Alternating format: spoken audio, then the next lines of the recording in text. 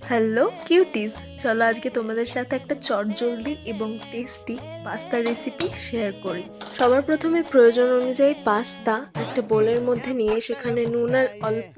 Refined oil দিয়ে একটুখানি 5 মিনিটের জন্য ফুটিয়ে নিয়ে জলটাকে স্টেন করে একটা পাশে রেখে দিতে হবে। তারপরে তোমার বাড়িতে বা তোমার হাতের কাছে যা যা সবজি অ্যাভেলেবেল আছে সেগুলোকে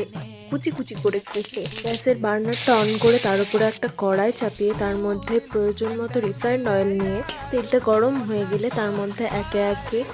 গোটা জিরে, পেঁয়াজ কুচি, রসুন কুচি একসাথে ভালো করে নেড়ে নিয়ে তার মধ্যে আবার কেটে রাখা আলুগুলো দিয়ে তাতে নুন এবং হলুদ গুঁড়ো দিয়ে ভালো করে আরেকবার নেড়ে নিতে হবে। এরপর আলুগুলো একটু সফট হয়ে গেলে তার মধ্যে গাজর কুচি এবং বিনস কুচিটা দিয়ে একটা ডিম নিয়ে ফাটিয়ে তারপর এর মধ্যে কুচনো লঙ্কা, যাবতীয় মশলা ভাজা হলে তার উপর পাস্তাটা দিয়ে প্রয়োজন মতো সস ছড়িয়ে সার্ভ করো গরম ডেলিশিয়াস পাস্তা রেসিপি।